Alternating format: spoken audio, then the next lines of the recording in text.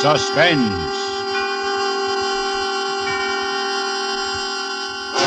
The Columbia Broadcasting System brings you radio's outstanding theater of thrills, produced and directed by Anton M. Leader, and starring tonight, Miss Fay Bainter, in Life Ends at Midnight by Robert Tallman. A tale well calculated to keep you in suspense. Nurtured in the cradle and carried to the grave, the love of a mother for her child is an emotion all-pervasive, all-forgiving. Of all human relationships, this one which we celebrate on Mother's Day is among the strongest, most lasting.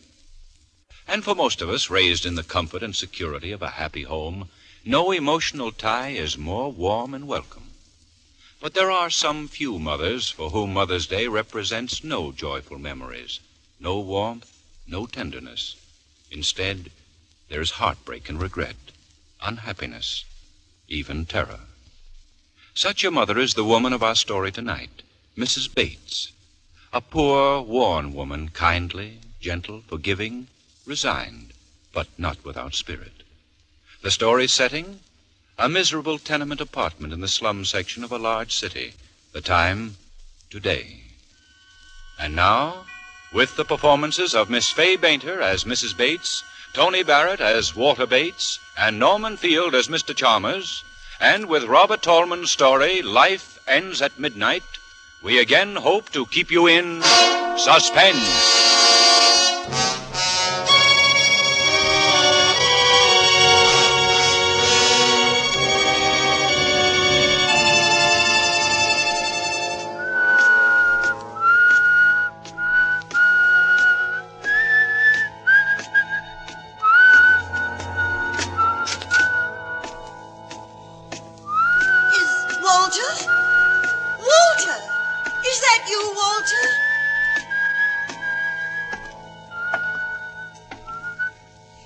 That's right, Mom. Your little sonny boy, Walter. Remember my whistle, huh? Yes, but I didn't know. Never know when I'll turn up, am I? What's the matter? Do we have to stand out here in the hall? Oh, no, come in. It's just that... Come in, Walt. Same old crummy joint.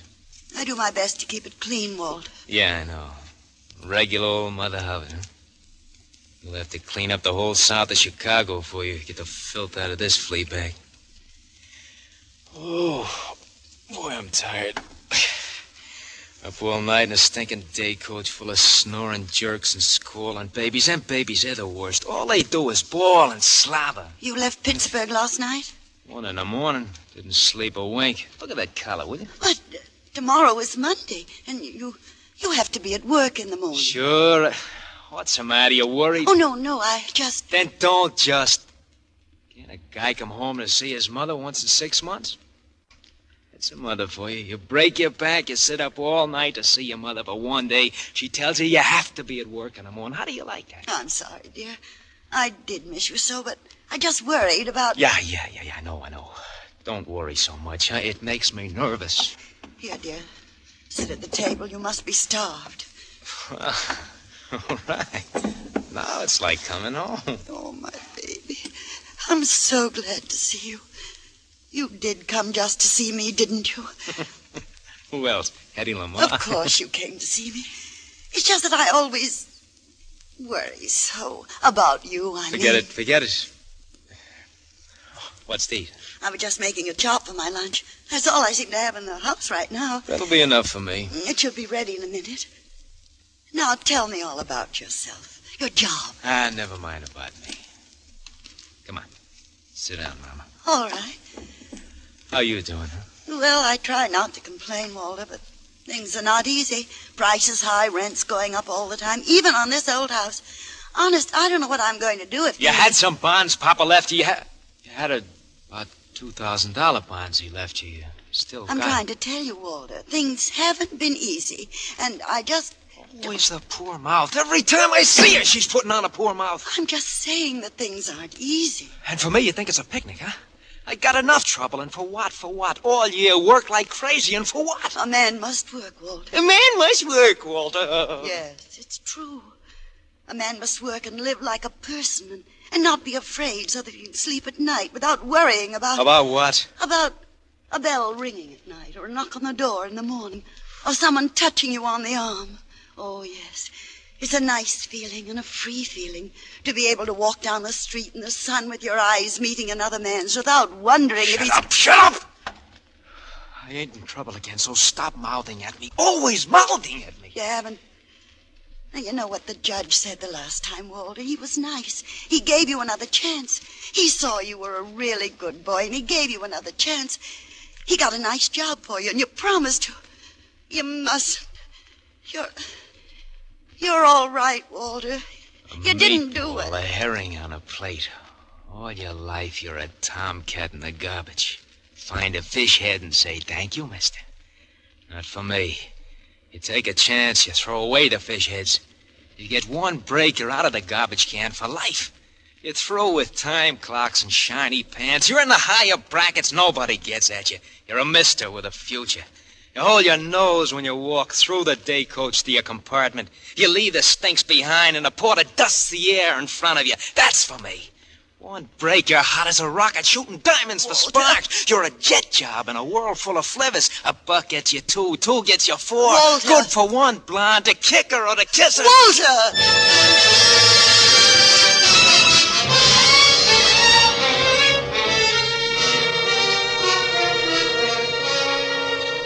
So, all right, I took another chance. I tried to run it up, but no dice. I gotta make it good. Tomorrow morning, I gotta make it good. The books at the office will show I gotta make it good. How much? $1,500. $1,500. By midnight tonight, $1,500. I miss that 12:20 train for Pittsburgh. It's all up. Might as well take gas. $1,500. By midnight tonight. Where am I going to get it, Walter? The bonds. You got the bonds Papa left? The bonds. How do you think I got you out of your last trouble? Bribes, bail, paying back, every penny. Where do you think I got it? Don't give me that. You're holding out. You gotta help me. I'll give you my life, Walter. Walter, please, don't. I'll get 10 years. You heard the judge last time. What can I do? What? 10 years in stir. There won't be no reform school this time. Think it over, will you? Walter. Oh, please get me the money. Mama, get it for me. I'll be good. I'll work hard. I won't give you no more trouble, but help me now. Please, Mama, Where can please. I get it, Walter? I've nothing left, nothing. I don't care where you get it. It's your fault. You gotta help me. I only wanted to help you, and now I don't know. Yes, it is my fault. I've always protected you, but I can't protect you anymore. I'll give you the few dollars I have. Go away. It'll be enough to help you run away. That's all I can do. Not me. I ain't gonna spend the rest of my life being no clay pigeon. Sure. Run away. Walter, Don't please. bother me. Don't. Huh? Don't. You're hurting my I'm no arm, dope. Walter. I know you're holding out on me. You're worrying about your old age, making yourself a cushy setup. I'm sorry. I hope I'm not intruding. Who's this? Oh, Mr. Chalmers. This is Mr. Chalmers, Walter. He has the back bedroom. This is my son, Walter, Mr. Chalmers. How do you do, Mr. Bates? I feel that I know you very well. Your mother and I sit here in the kitchen sometimes over a cup of tea, and she talks about you for hours and hours. Yes, I can see why Mother's so proud of you. How do you do, Mr. Bates? Yes, and you're a fine-looking young man. Yeah? Mrs. Bates, if you'll excuse me, I'm just going to the corner for my paper. I think that little man with the tiny mustache, you know who I mean, the insurance agent, I think he might call again to collect. Please tell him to go away. You will do that for me, Mrs. Bates? Yes, Mr. Chalmers. Thank you, Mrs. Bates. Tell him not to come back anymore. I don't want to pay any more on the policy. You remember, I told you my nephew was very sick in Spokane? Yes, Mr. Chalmers. Well, the poor young man died. Yes. I was going to leave him a few dollars when I died, but now, well, I have no one left at all, and, well, $1 a week. You'll tell that to the little man with the tiny mustache? Yes, Mr. Chalmers. Thank you, Mrs. Bates. Good day, Mr. Bates. I have $40 in the house for rent. You can take that. Yeah. Drop me a card when you get settled someplace. Let me know where you are. I'll send you some more as soon as I get it.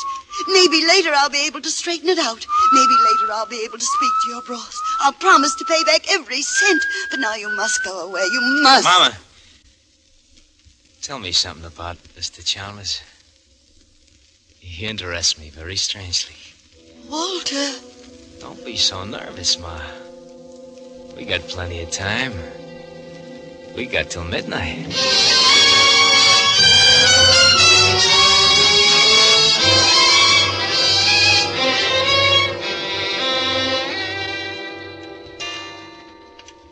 Yes, I do think I will have another cup, if you don't mind, Mrs. Bates. Now, suppose you look at it this way, huh?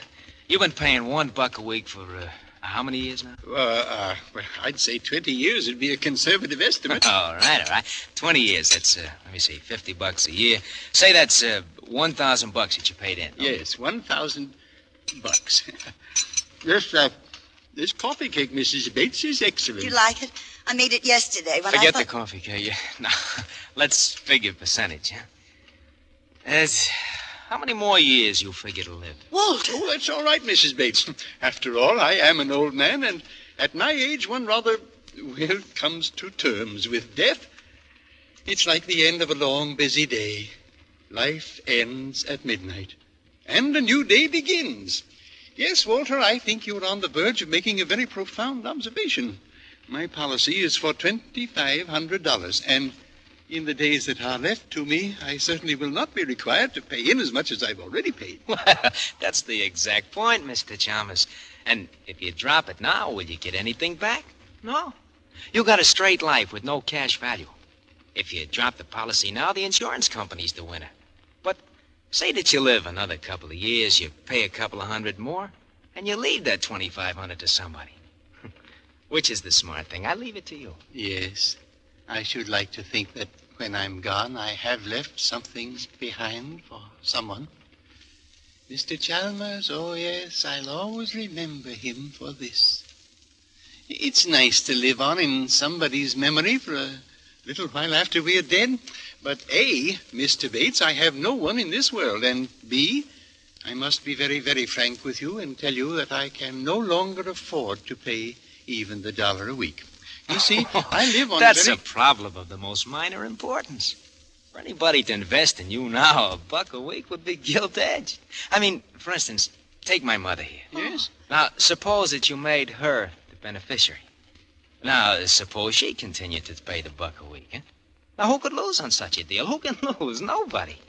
You see, you get your dearest wish to leave something behind, and my mother in later years says, Mr. Chalmers, oh, yes, I'll always remember him for this.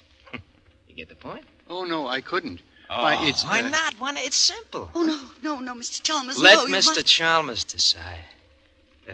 Mr. Chalmers, it makes good sense, no? It makes everybody happy. Oh, Huh? but we're practically strangers now. What do you mean, strangers? Who is a stranger in this world, Mr. Chalmers? We're all just little people trying to make each other happy, huh? Mr. Chalmers here can die feeling that he didn't waste $1 a week for 20 years, and he'll know that he'll live in your memory, Mama. That's what he wants.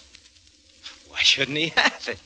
Ain't every man entitled to at least live in somebody's memory? Yes, but Mr. Chalmers doesn't have to do that. I'll think about him anyway. I promise I will. So let him say something. Always that mouthing.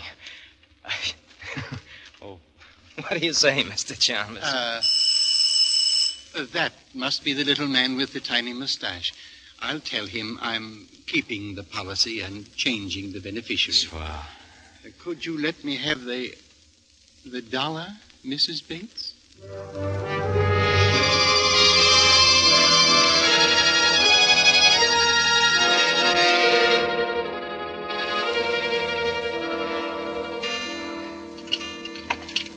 Hey, hurry it up, will you? The old man's coming home in a minute or two. He takes his nap about this time. I want this ready for him. Relax, Sonny. I can't finish this job today. What are you giving me? It'll take a joint and another length of pipe. Fix it up. You can fix it up for now, can't you? Well, this room's pretty small. Well, why do you want the heater so close to the bed? Like I told you, he's got rheumatism. He needs plenty heat. Well, I can run a rubber extension. But with gas, I don't like it. Okay, so with gas, you don't like it. But with gas, we got to run this heater. Old man's got rheumatics. He can take plenty of gas. Huh? Hey, heat, I mean. He needs plenty.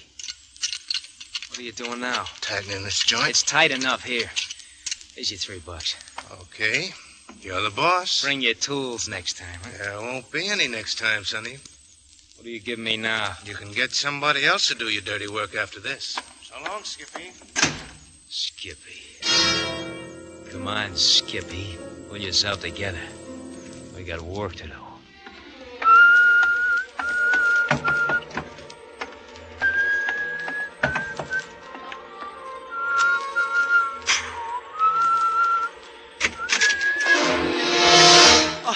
Hiya, Pa. Well, this is a pleasant surprise. Yeah, this used to be my room.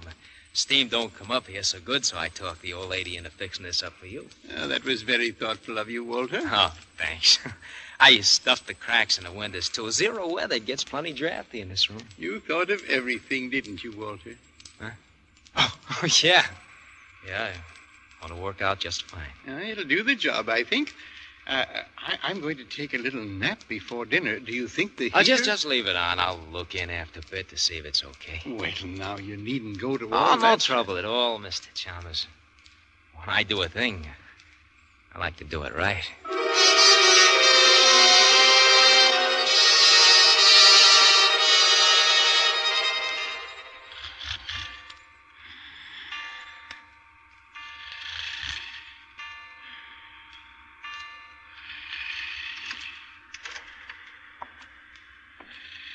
Huh?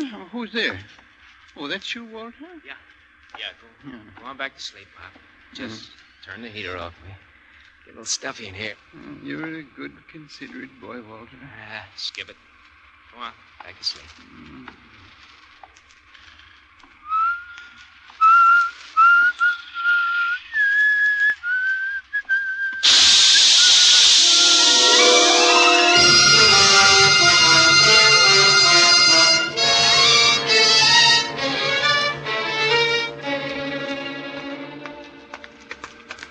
Please, don't walk so fast, Walter. My feet are hurting me again. You can buy new shoes tomorrow. I'd like to know what with. Maybe you'll have dough tomorrow. Maybe we'll both have dough. If a miracle happened. Maybe miracles do happen. Maybe. If you're smart. Where are you taking me to, Walter? No place particular. I just thought we'd stroll around the old neighborhood like old times. Well, that's a nice idea, Walter. But my feet are Okay. So we'll turn in at the candy store in the corner, and I'll buy you a dish of ice cream. so close to dinner time, dear. Trouble with you, Ma, is you're in a rut. Come on. Howdy, Miss Bates. Hello. Howdy, Walter. When'd you get back? He came in on the train from Pittsburgh, Nick, this morning, just to see me. Yeah, I thought I'd give the old girl a break. Walter. Well, what can I mix up for you folks, huh? Mom will take vanilla, and I want coffee. Black. Coming right up. Evening, Nick. Oh, hello, Mike. Take a load off your feet. You folks know Officer Flanagan, Miss Bates from down the block, and her son Walter. Pleased to meet you, officer. How's business, Copper? Oh, much the same. Vagrancy, petty larceny, once in a while a murder. Murder? Well, that's what they start out to do, but it's harder to pull off a murder than most people think. Yeah. A case just last week over in the next precinct. Family disconnected a gas heater in the old man's room while he was asleep. And that's what we were pretty sure he did, anyway. They took out a lot of insurance on him a few days before. But you couldn't prove anything, huh? Didn't have to. They always bungle somewhere. Amateurs. Gas petered out. They forgot to put a quarter in the meter. 7 o'clock. Sure, I got to call in. See you later, Nick. Okay, Michael. Ma, Yes, Walter. when did you put a quarter in the meter at home? Well, I don't remember. Goodness, I'd better get some change. Never mind. Come on, we're getting out of here. What's the matter, Walter? Nothing. Miss Come on, Bates. come on. Hey, Walter. Walter, why did you ask about the gas meter? Why do you think? Walter, you didn't... That isn't why you put the heater in Mr. What do Chum- you think? I don't think anything. I just pray that quarter ran out Save before... your prayers and get a move on. Because if that didn't work, I'll try another way. Either that old cluck is dead before midnight, or I spent 10 years in stir. He's gonna be dead before midnight. Do you understand that? You try making any trouble, you'll be pushing daisies right along with him.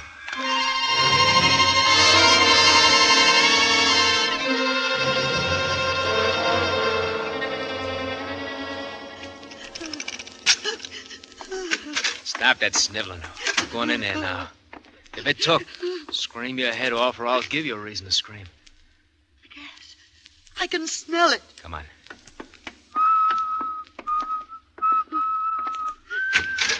Oh. Well, good evening, Walter. Mrs. Bates, I was just on my way out. Oh, Mr. Chalmers, you're all right. You're all right. Of course he's all right. What's eating you? I have a slight headache, it's true, but a brisk walk in the open air will cure that, I'm sure. Hey, look at this, will you? What is it, Walter? The hose on the heater, it got unhitched. No wonder you got a headache. Oh. I thought I smelled gas. Pop, it's lucky for you that Ma forgot to put a quarter in the meter. Providence works in strange ways, doesn't it, Walter? Well, I must be getting on. Mrs. Bates. Yes? I'll be coming home rather late, so I'll just let myself in. How late? Well, I thought I'd stop in at the neighborhood picture house after dinner. That'll be around 9 o'clock, so I imagine I won't be home much before 11. Mr. Chalmers, there's something Yes, Mrs. Bates? Walter's a good boy at heart, you know. But he's been in some trouble lately, Is there anything I can do to help, Walter? Yeah, plenty. I'll tell you all about it when you get back. You better run along now, Mr. Chalmers. You don't want to be late for that picture. Yes, of course. Well, good night, Mrs. Bates. Mr. Chalmers. Good night, Mr. Chalmers. Yes, good night. Walter. Walter. Walter. Walter. Oh, Walter. I'm your mother, Walter. You were going to tell him, weren't you? You'd like to send me to the chair, wouldn't you? Oh, you struck your own mother. You ought to mess your sad monkey face up for good. It's your fault I pulled this thing up in the first place. Why did you remember to put a quarter in that gas meter? Why didn't you? I'm glad I forgot he wouldn't be alive. You shouldn't have messed around with the gas, trying to spare your feelings, make it look like an accident. The thanks I get for it. She wants to blab the whole thing, turn me in. My own mother. No, Walter, that's not true. Oh, I Don't, know. please. Don't hit me again, Walter. I can't stand it. All right. Maybe now you'll cooperate. Look, let's put it this way. It's either you or him. Oh, If it's you, I don't care whether they get me or not. Are you listening to me? yes, Walter. All right. Now, like I said, I got very little time to get this thing done. They ought to have done it neat, clean in the first place, like I said. He's old, he's weak. Just push him over on the bed, hold a pillow on his face for a few minutes, and the job is done. Nobody'd ask any questions, a guy that old. Walter, for the last time, I beg you. All right, you just make sure it's the last time. Remember, like I said, it's you or him. What are you going to do? I'll be waiting in his room when he gets home. You wait up for him. Tell him I've left to catch a train. That's in case he suspects anything. When he comes into his room, I'll take care of the rest of it. How do you know I won't warn him? Because it's you or him, just like I told you. I don't think you'll warn Mr. Chalmers. Don't you try to stall him when he comes in. He's got to be dead by midnight, or else.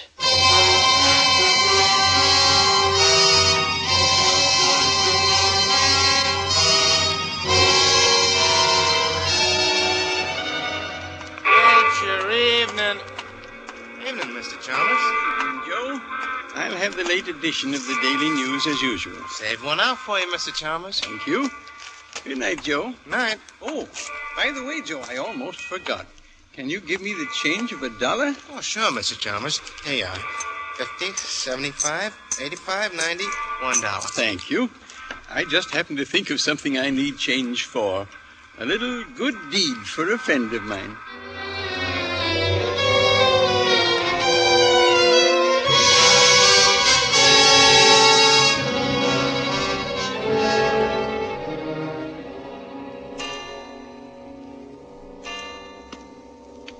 Oh, no. Oh, Mr. Chalmers. Well, I didn't think you'd be up so late, Mrs. Bates. I waited up especially. I wanted to talk to you about Walter. Mrs. Bates, your eye, it's all discolored. Oh, yes. Well, the light burned out in the bathroom, and when I went to replace it in the dark, that is, I bumped into the door. Now, I would have thought Walter would have done that for Oh, you. no, Walter didn't. I mean, Walter's left already. He had to catch the 12:20 for Pittsburgh, you know. But it's only a little after 11 now. Perhaps he had some things to do on the way, I mean. Of course. Well, I'm afraid I must be getting on to bed. No, not yet. I mean, won't you sit down for a minute? Have a cup of tea with me? I'd like to, but tea keeps me awake, Mrs. Bates. No, I'll be getting along to my room now, if you don't mind. No, don't go into that room, Mr. Chalmers. Why, Mrs. Bates, whatever's the trouble? My son Walter, there's something I must tell you. Oh, forgive me, Mrs. Bates, but I'm an old man and I need my rest. If it could possibly wait until morning. No, it can't wait until morning. It's got to be told before midnight. What was that? Sounds like someone moving about in the back of the house. One of the shutters is loose. The wind. Oh. You were saying, Mrs. Bates? Nothing. I can't tell you after all. I'm afraid. I'm afraid to tell you. There, Mrs. Bates. And perhaps in the morning, eh? Try to get some rest. You're going in there now? I think that would be the best thing to do all the way around, don't you, Mrs. Bates? Good night. No, wait. Mrs. Bates, What is it, Mrs. Bates? That smell. Gas. Walter!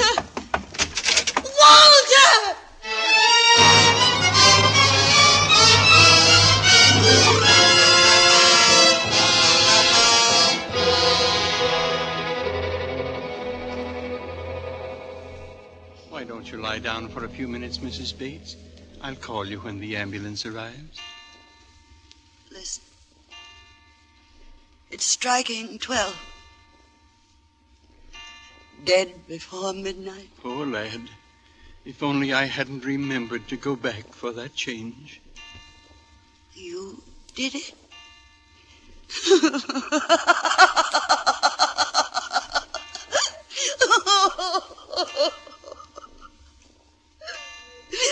You put the quarter in the heater. That's what turned on the gas that killed him. Oh, you mentioned the gas having gone off and forgetting to put a quarter in the meter, so on the way to the picture house, I just went round to the back entry and dropped the coin. You did it. I suppose I should have remembered about the connection being loose on the heater in my room, but I wanted to surprise you with my good deed. I didn't mean to do anything wrong, Mrs. Bates. Truly, I didn't. You didn't do anything wrong, Mr. Chalmers. No. You didn't do anything wrong.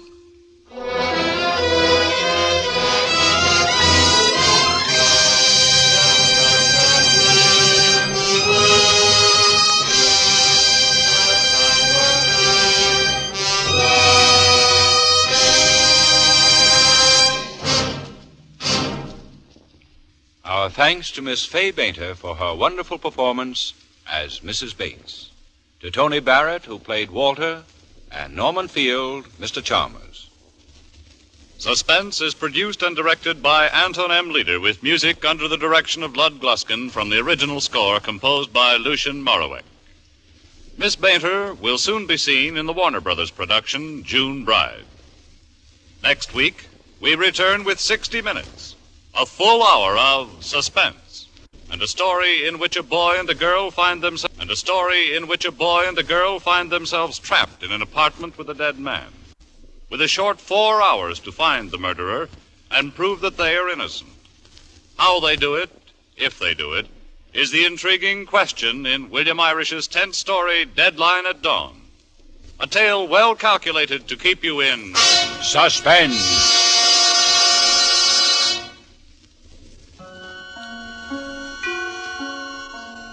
This is CBS, the Columbia Broadcasting System.